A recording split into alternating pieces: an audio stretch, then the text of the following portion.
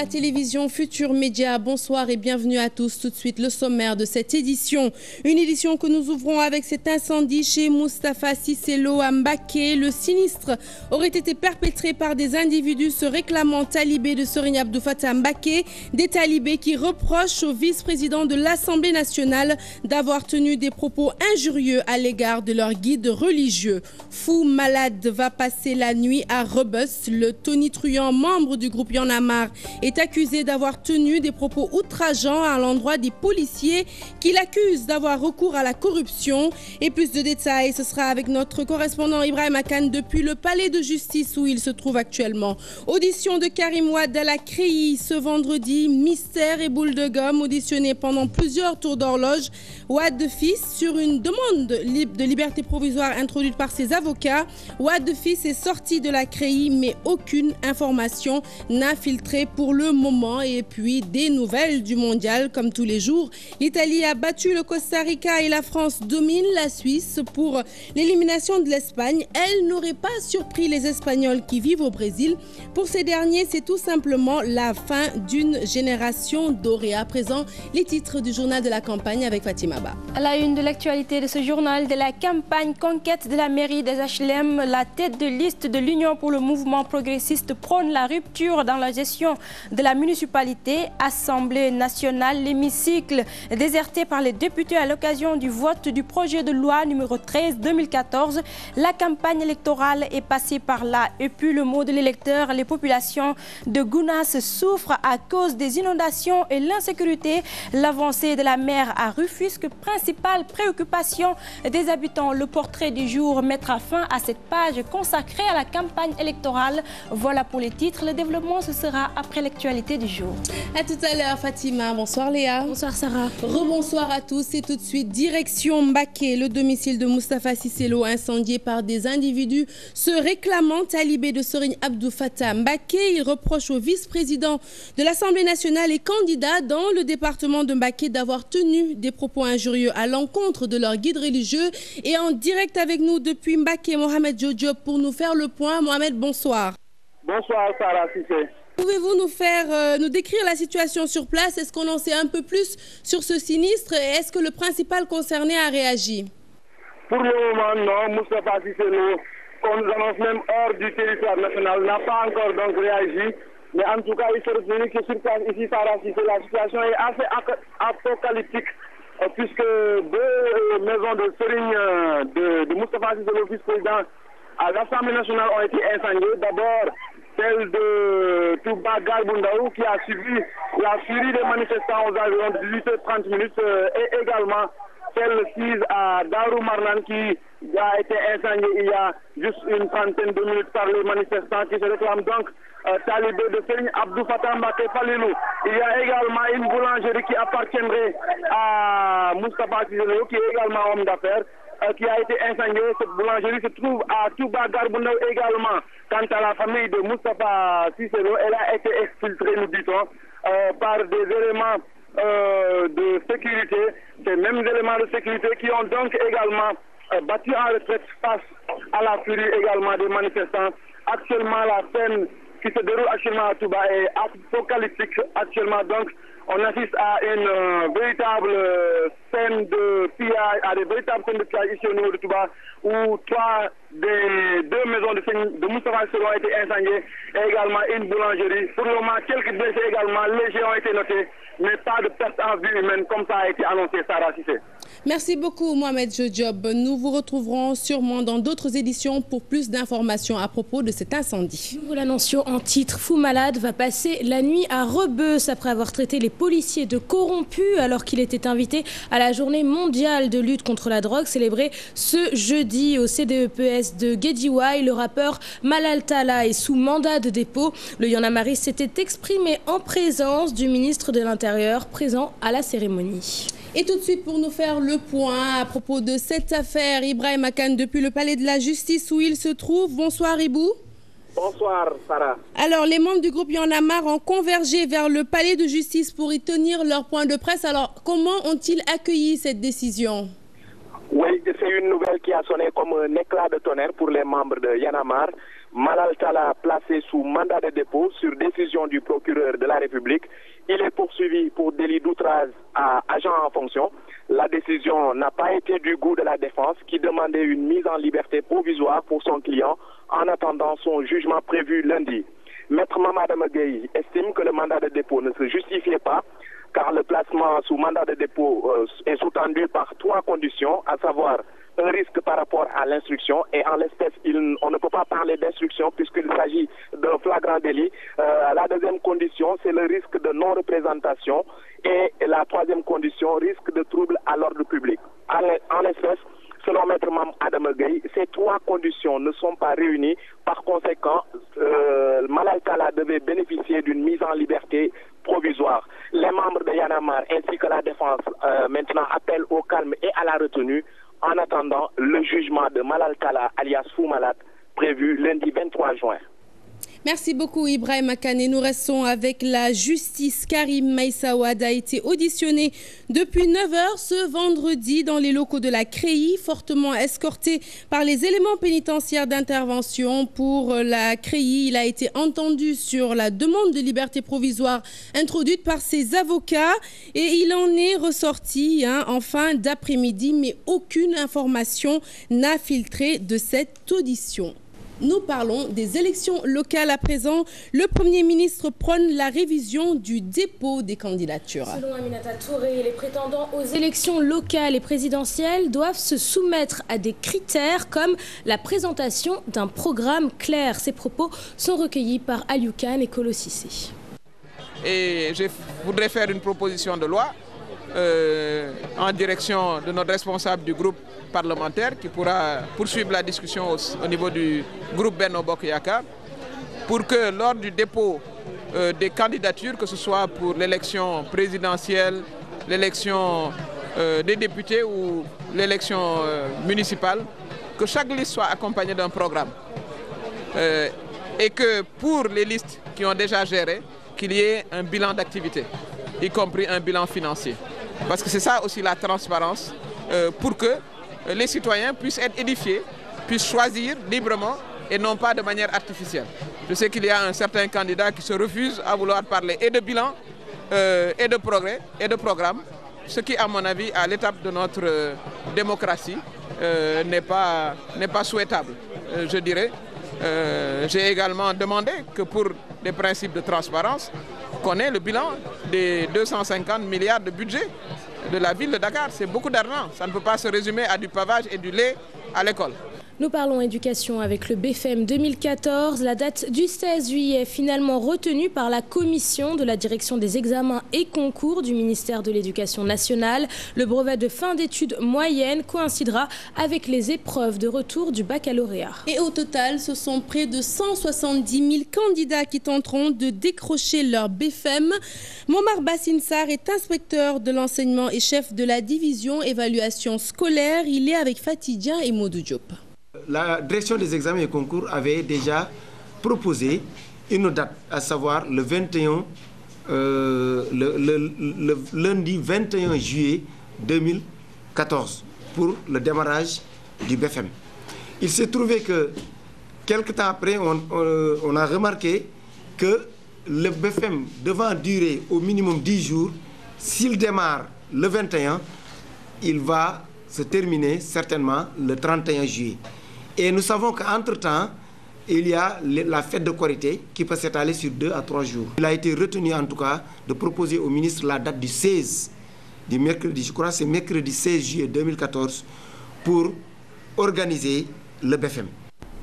Les établissements privés catholiques plus performants que les écoles laïques du Sénégal, ce sont là les conclusions des panélistes qui ont participé au forum sur l'enseignement privé au Sénégal. Une situation que les acteurs du secteur saluent. Toutefois, ils préconisent des solutions pour mettre à niveau l'enseignement privé laïque qui est en perte de vitesse. Aliou Kane, Mohamed Dian.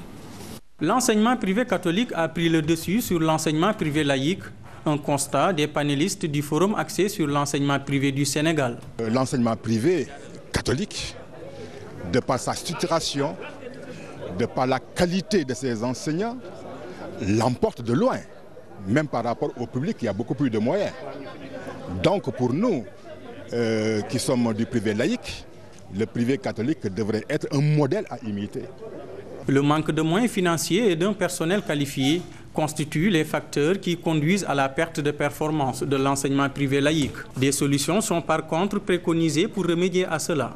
C'est une question de moyens. Voilà pourquoi nous demandons un appui de l'État en termes de mise en place d'un fonds d'appui pour l'enseignement privé.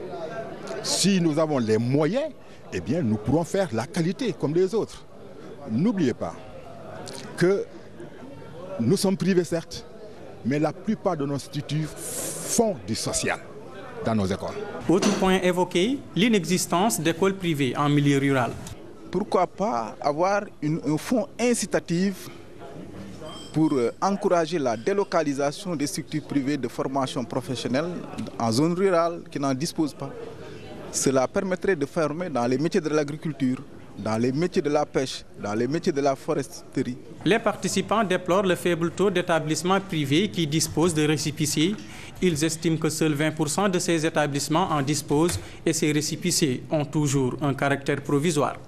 L'actualité hors de chez nous à présent, célébration ce vendredi de la journée mondiale des réfugiés avec des réfugiés estimés à plus de 50 millions de personnes. En Mauritanie, la campagne électorale a été bouclée hier soir et nous finirons par l'Ukraine où un cessez-le-feu est décrété pour une semaine à partir d'aujourd'hui. Le récit est signé Nafissatou Silla. La présidentielle en Mauritanie se tiendra ce 21 juin. Pour l'heure, les candidats ont clôturé hier leur campagne électorale par des meetings. Durant cette campagne, le chef d'État sortant, Mohamed Ould Abdelaziz, a dominé le paysage médiatique par une importante communication et des moyens financiers sans commune mesure par rapport aux autres candidats. L'opposition, quant à elle, comprend 4 candidats, parmi eux une femme discrète, défendant tous une cause, l'unité nationale et la fin des injustices. Au fil des jours, le ton est monté avec des critiques, voire parfois des insultes entre candidats, mais surtout entre le camp du président sortant et celui de l'opposition. Un cessez-le-feu unilatéral d'une semaine dans l'Est séparatiste en Ukraine. Il va débuter ce vendredi dans la soirée et durera jusqu'au 27 juin. Cette initiative est pour permettre aux rebelles pro-russes de déposer les armes. Le président ukrainien Petro Poroshenko l'a annoncé lors de sa première visite dans la région de Donetsk, l'un des bastions des séparatistes. Le nombre de réfugiés, de déplacés et de demandeurs d'asile dans le monde a dépassé les 50 millions de personnes selon le Haut Commissariat de l'ONU pour les réfugiés dans un rapport publié ce vendredi 20 juin à l'occasion de la Journée mondiale des réfugiés. Comme l'explique le rapport du HCR, la moitié de ces déplacés sont des enfants victimes de conflits ou de persécutions. Selon le Haut Commissaire pour les réfugiés, le rapport montre que cette augmentation est due notamment à la guerre civile en Syrie où l'on compte 2,5 millions de réfugiés supplémentaires recensés l'année dernière. Le HCR redoute par ailleurs un exode de grande ampleur en Irak où les djihadistes mènent actuellement une offensive.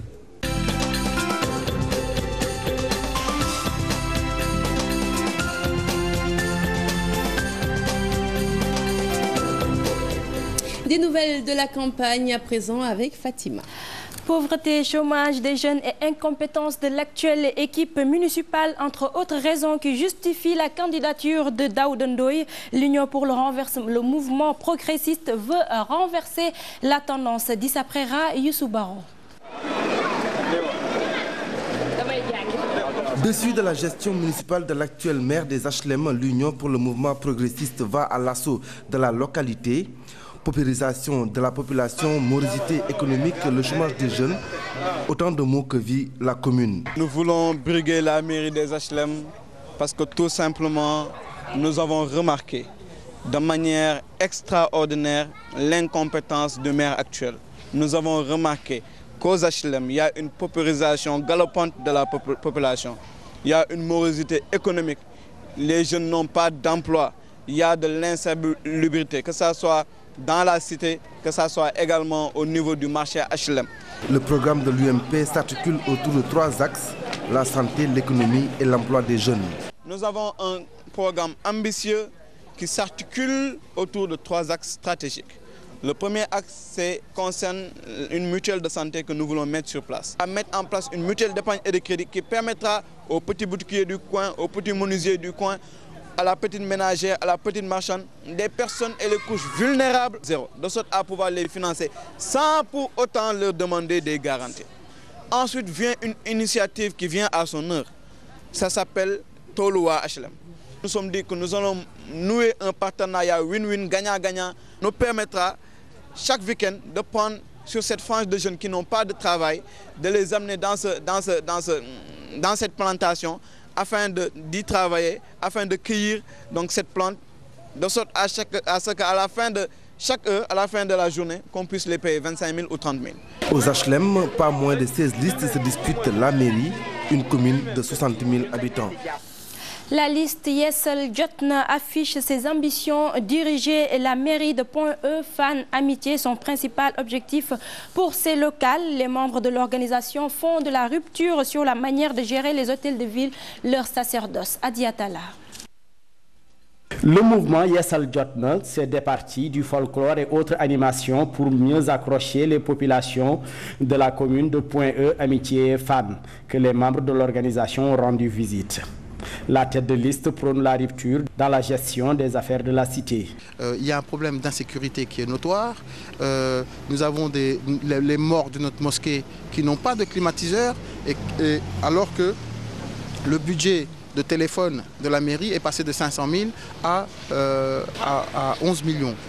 Pour dire que ceux qui sont élus ici sont élus que pour s'enrichir ou s'en mettre plein les poches. Et ça, il faut que cela cesse. Malik Noël Sek et ses camarades comptent améliorer les conditions sociales et le cadre de vie des habitants de leur collectivité locale à travers un projet de société ambitieux approuvé par ces derniers. Nous allons faire en sorte que plus aucun enfant ne meure à Gaspard Camara parce qu'il manque de l'oxygène. Nous allons faire en sorte que la directrice de l'école du Point-E n'ait plus à rationner les craies qu'elle donne à ses professeurs. Nous allons faire en sorte que la sécurité soit beaucoup plus prise en charge dans cette commune. Et nous avons vraiment pour ambition de trouver un partenariat avec les sociétés, parce qu'elles sont nombreuses dans cette commune, pour qu'elles puissent prendre au moins certains de nos jeunes en stage ou leur offrir leur premier emploi. On espère et on vous encourage dans ce sens, tout en espérant que ce ne sera pas que des mots en l'air, que des promesses illusoires. Au deuxième tournant de la campagne électorale, le mouvement citoyen Yessal Jotna espère visiter toutes les habitations de la localité, après avoir entamé la campagne par une consultation gratuite au bonheur des populations. À Linguère, le leader du mouvement Fekema Tchibole a mobilisé toutes les populations de la commune pour soutenir Aly Ngouille Ndiaye. Le candidat de la coalition Benno Bokk Yakaar, Youssou Ndour, promet un concert aux Linguérois après une victoire aux élections locales. C'est une correspondance signée Modou Mbaye. C'est dans cette ambiance carnavalesque que les populations de la commune de Linguère ont accueilli Youssou Ndour, le président du mouvement Fekema Tchibole et les responsables de l'APR, conduit par l'honorable député Moustapha Diakhaté. La délégation a sillonné les grandes artères du département de Linguère, dont l'objectif est de soutenir les candidats investis par la coalition Benno Bokk Yakaar aux prochaines élections locales. Les candidats choisis et accompagnés et encouragés par le président de la République, nous les accompagnons, nous venons les soutenir, tout et pour que la politique, la vision du président de la République fonctionne au niveau national, mais au niveau Gox et Goxan. Très satisfait de la mobilisation, Aly Ngouille Ndiaye, candidat à la mairie de Linguère, rassure. Tout d'abord, je suis très satisfait de ce que j'ai vu ce matin. Linguère a déjà exprimé le changement depuis le premier tour des élections présidentielles de 2012. Et je pense qu'aujourd'hui, objectivement, au niveau de Linguère, c'est peut-être au niveau du pourcentage qu'on va peut-être discuter, mais pas sur la victoire.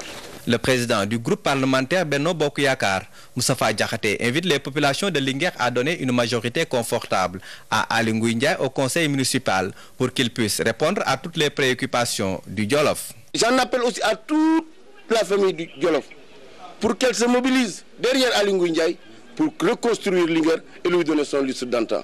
En cas de victoire, Youssou Ndour promet un concert à la population de Linguère, dont l'unique billet valable est le bulletin de la coalition des Gaules Ligue Djolof, dirigé par le maire sortant, Habib Sy. Modumbaï, à l'instar des autres localités du pays, à Kolda, la campagne électorale bat son plein. Meetings, caravanes et visites de proximité, les stratégies adoptées par les différents acteurs politiques de la localité. Abdoulaye Diallo.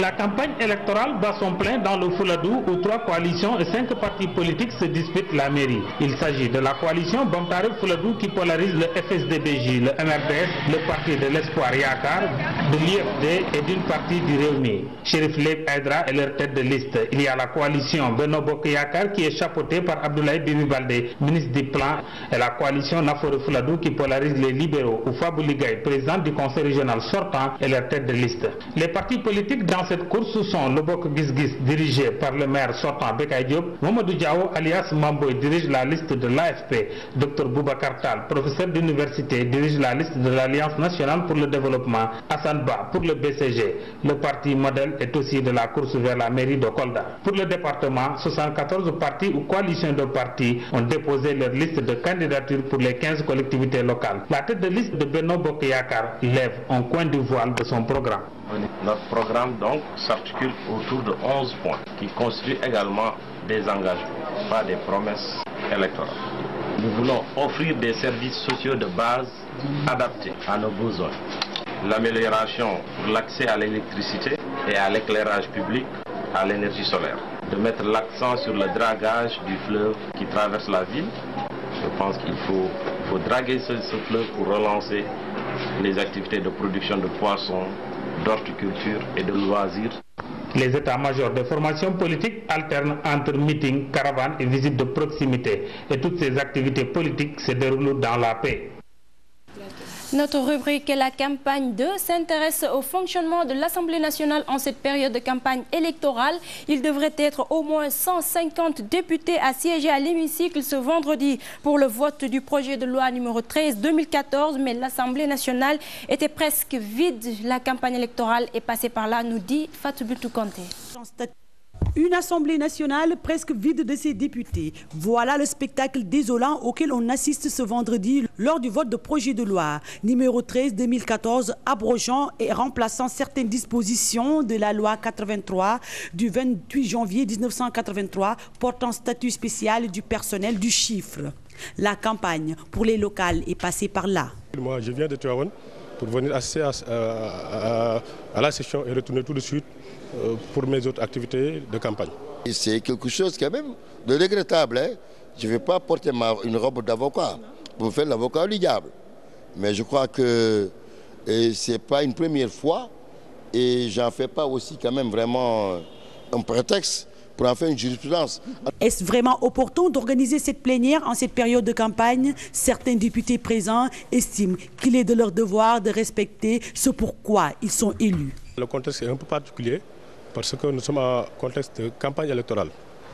Et les 60 ou 80% des députés habitent la zone rurale. Ils sont déjà sur le terrain à 300, 400 km, voire même 1000 km d'écart. Ce sera extrêmement difficile. Changer la date de cette plénière, il n'en était pas question. Le calendrier budgétaire ne le permet pas. Il nous reste une semaine pour clôturer la session. Donc la session clôture le 30 juin. Et vous savez que les élections, c'est le 29 juin.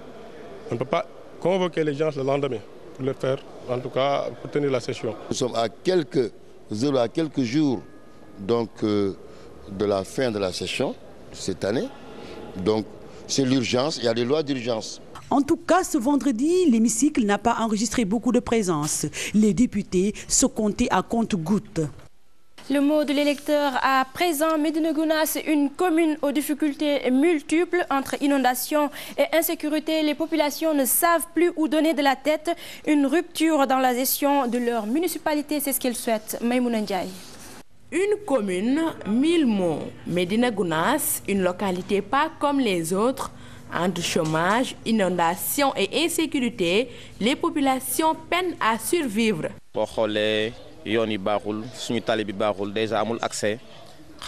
Gounass est enclavé. Nous n'avons pas une bonne canalisation. Il y a beaucoup de choses à revoir ici. Les eaux de pluie sont certes évacuées à chaque hivernage, mais il reste beaucoup à faire pour ses habitants. Les sapeurs reviennent certes évacuer les eaux pendant l'hivernage, mais ce n'est pas suffisant. Mais en fait, aux candidats qui briguent Médina Gounass, les populations disent qu'elles ne seront plus bernées. Les politiciens sont tous pareils. Ils ne gèrent que leurs intérêts. Une fois élus, ils ne s'occupent que de leurs propres affaires.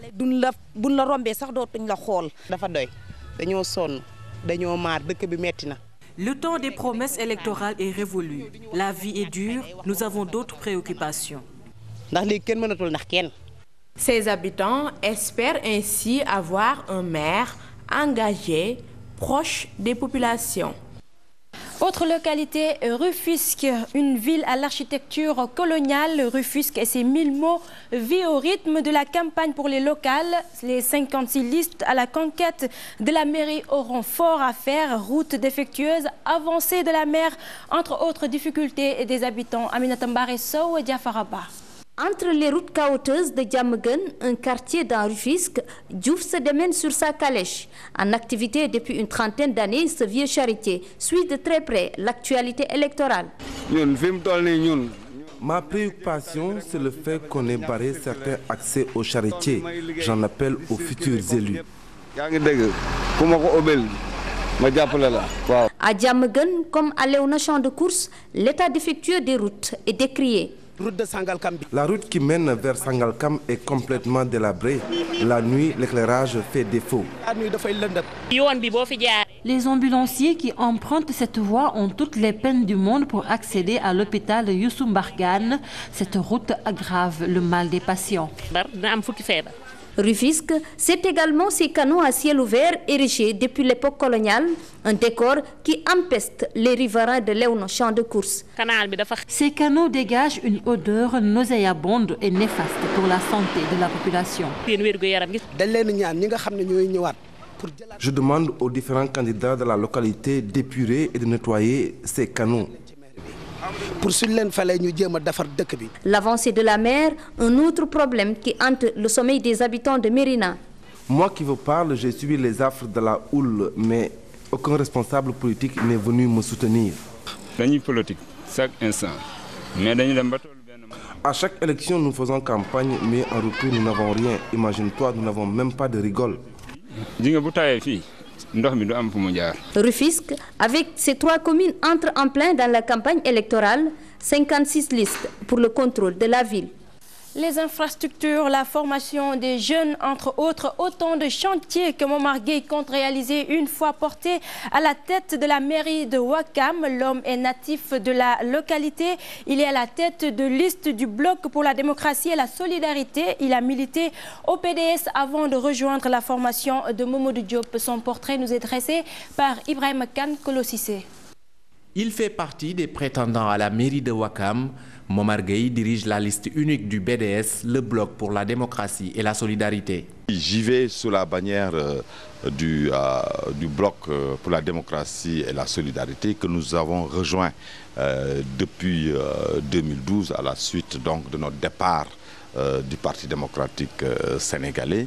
Alors donc nous avons travaillé avec le président Mamadou Diop depuis presque 2 ans et nous avons voulu faire une liste qui regroupe vraiment des compétences de Ouakamois. L'homme a débuté sa carrière comme enseignant à l'université Gaston Berger au département économie et gestion en 1991. Il revient à Dakar pour intégrer l'Office national de la formation professionnelle en 1995 avant d'être nommé directeur général de la structure de 2005 à 2012. Aujourd'hui, il entend mettre son expérience au service de Ouakam. La première chose que nous allons faire, c'est de collecter les recettes fiscales de Ouakam de manière efficiente pour que le budget reflète la situation économique de Ouakam. Le deuxième point de notre programme, comme vous le savez, moi j'attache une importance capitale à l'éducation et à la formation, vu mon cursus. Et je sais que pour régler les problèmes de l'emploi et du chômage, il faut former les jeunes. Les infrastructures figurent également en bonne place dans le programme du BDS, entre autres une école primaire pour la cité avion, mais aussi 2 stades, basket et football pour les sportifs.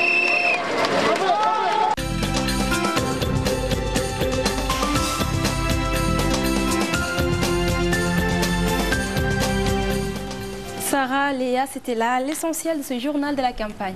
Merci beaucoup Fatima. C'est parti pour la page des sports.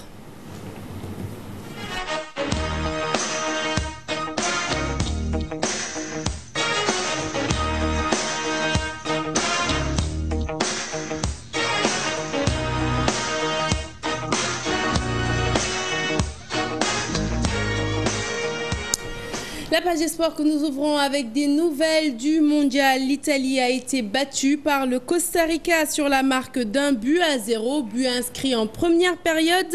À 15 minutes de la fin du match, la France mène 5-0 contre la Suisse. Et la dernière rencontre ce soir va opposer l'Équateur au Honduras. La situation était délétère à la veille de la rencontre entre le Cameroun et la Croatie. C'est l'avis de notre consoeur de la West Africa Radio. Selon Aliane Ozomo, le ministère des Sports du Cameroun a été chassé par les dirigeants de la discipline à l'hôtel où logeait la tanière. Elle nous en dit un peu plus. Elle est au micro de Cher Tidiane Dione. Qui presque décomposé. Une équipe où le président de la fédération qui est pour le moment le président du comité de normalisation, demande à un ministre des Sports de quitter l'hôtel des Lions Indomptables quelques heures avant le match. Ce sont des questions sous-jacentes que beaucoup de personnes ne connaissent pas. Il y a eu ces problèmes-là. Si vous lisez les sites camerounais, si vous avez l'écho des journalistes camerounais qui accompagnent les Lions, il y a eu beaucoup de problèmes dans la tanière avant et pendant la rencontre. Et nous revenons sur la défaite des anciens champions du monde, l'élimination de l'Espagne qui n'aurait pas tellement surpris les Espagnols présents au Brésil. Journalistes et supporters pensent que c'est la fin d'une génération dorée. Voilà qui met fin à la page des sports. Ce journal est à présent terminé. Merci de l'avoir suivi. Prochain rendez-vous de l'information le minuit avec le tout en images et puis l'info qui continue sur votre site www.gfm.sn. Merci à tous. Au revoir Léa. Au revoir Sarah. Bonne fin de soirée sur cette antenne.